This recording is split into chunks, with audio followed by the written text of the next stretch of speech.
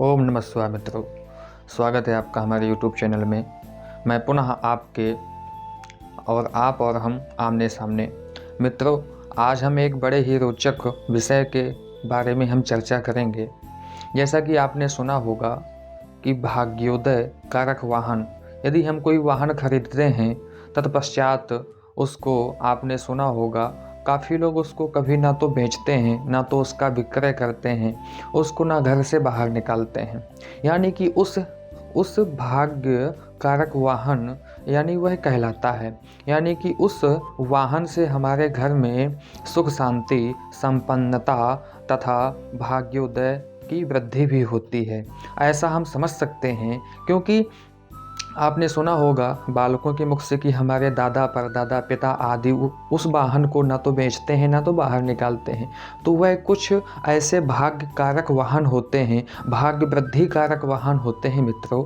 ताकि क्योंकि उस किस स्थिति में वह मतलब वाहन लिया गया है, क्योंकि हमारी कुंडली में हमें यदि हम देखें तो ग्रहों की स्थिति के अनुसार यदि हम कोई भी कार्य करते हैं, यदि ग्रहों की शुभ स्थिति है उसमें हम यदि कोई भी कार्य करते हैं तो हमारा कार्य शुभ संपन्नता आजीवन काल तक वह संपन्न रहता है, किसी भी प्रकार की बाधाएं उत्पन्न नहीं होती हैं। उसी प्रकार से मित्रों, आज हम चर्चा करने वाले हैं कि यदि हम कोई भी वाहन लेते हैं तो उसकी भाग्य वृद्धि यानी कि भाग्य कारक, यदि हम कोई भी वाहन लेते हैं तो उससे हमारे घर में सुख शांति और संपन्नता तथा यश समृद्धि की भावना बनी रहे। उसी प्रकार से आज हम चर्चा करेंगे कि किस समय कौन सा वाहन लेना चाहिए और उससे क्या लाभ होगा हमारे जीवन में, हमारे जीवन की क्या वृद्धि होगी और क्या भाग्योदय होगा, ये हम बात करने वाले हैं।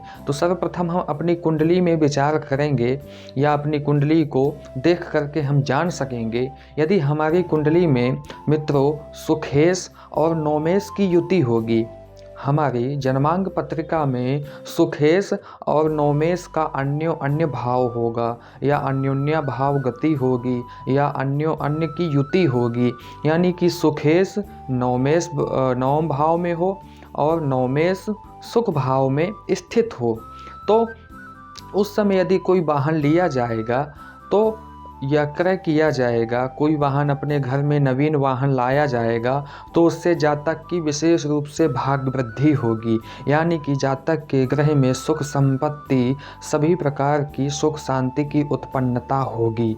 यदि इस स्थिति में हम किसी वाहन का क्रय करते हैं या किसी वाहन को घर में लाते हैं, किसी नवीन वाहन को खरीद करके हम अपने घर में लाते हैं तो यह संपन्नता बनी रहेगी यदि सुखेश नवम भाव में हो और नवमेश सुख भाव में हो। यदि आपकी कुंडली में सुखेश नवम भाव में स्थित है और नवमेश सुख भाव में स्थित है तो यह संपन्नता, यह शुभता बनी रहेगी।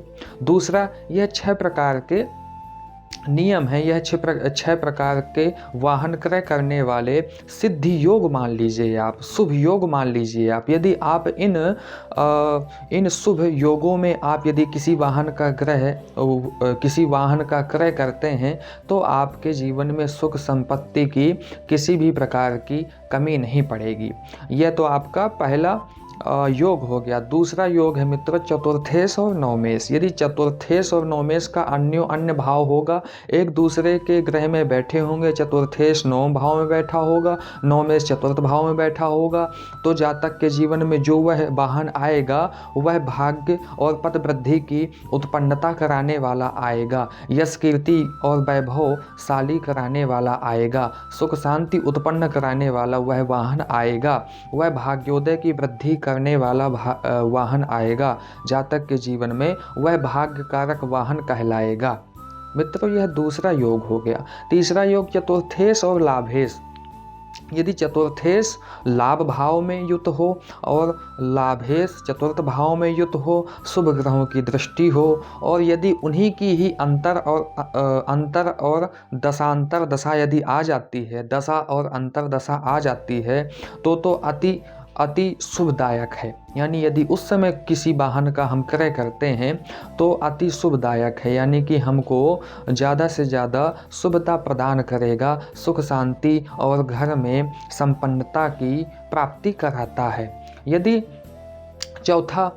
चतुर्थेश और पंचमेश का अन्य भाव युति हो, यदि चतुर्थेश पंचम भाव में युत हो और पंचमेश चतुर्थ भाव में युत हो, और यदि उसकी उन्हीं ग्रहों की ही दशा और अंतर्दशा चल रही हो, तो जातक के जीवन में यदि उस समय वह किसी वाहन का क्रय करता है तो सभी प्रकार के सुख संपत्ति की वृद्धि होगी और वह वाहन उनका भाग्य कारक होगा, भाग्योदय कारक होगा, भाग्य की वृद्धि करने वाला होगा।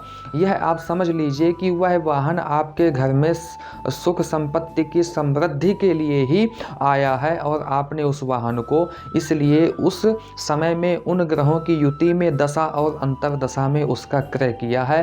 तो यह विशेष रूप से आपकी भाग्य वृद्धि करता है। यदि मित्रों लग्नेश और सुखेश, लग्नेश लग्न भावगत हो और सुखेश सुख भावगत हो तो अति शुभदायक योग बन रहा है। यानी कि उस समय आप बहुत बढ़िया किसी भी प्रकार का आप वाहन क्रय कर सकते हैं।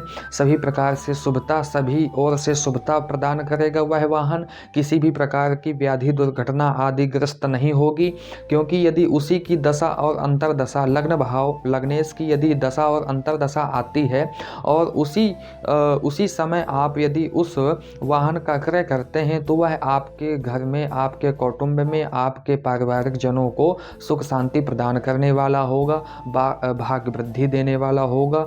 जातक को भाग्य कारक वह वाहन कहलाएगा। यदि पंचमेश नवम भाव में है, पंचमेश नवम भावगत है और व्ययेश शुभ ग्रह युक्त है, शुभ ग्रहों से युक्त है, तो आपको धन संपत्ति की कभी भी कमी नहीं पड़ेगी। जातक के जीवन में किसी भी प्रकार की धन संपत्ति संबंधित किसी भी कार्य की उसको कमी नहीं पड़ सकती है।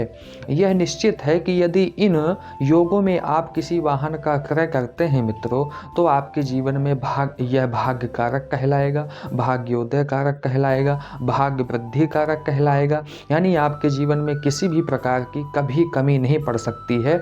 यह वाहन आपके जीवन में भाग्य कारक और भाग्य वृद्धि लाएगा और शुभता को अनेकानेक प्रकार के शुभ सुख उत्पन्न कराएगा। तो मित्रों इन योगों में यदि आप किसी भी वाहन का क्रय करना चाहते हैं तो अपनी कुंडली में इन योगों का निरूपण कर लें, तत्पश्चात ही किसी वाहन का आप क्रय करें ताकि आपको सुख संपन्नता आपके गृह में बनी रहे। तो मित्रों आज के लिए इतना ही, मिलते हैं अगले वीडियो में। मैं आशा करता हूँ आपको यह वीडियो पसंद आई होगी। जय श्री कृष्णा, जय श्री राधे।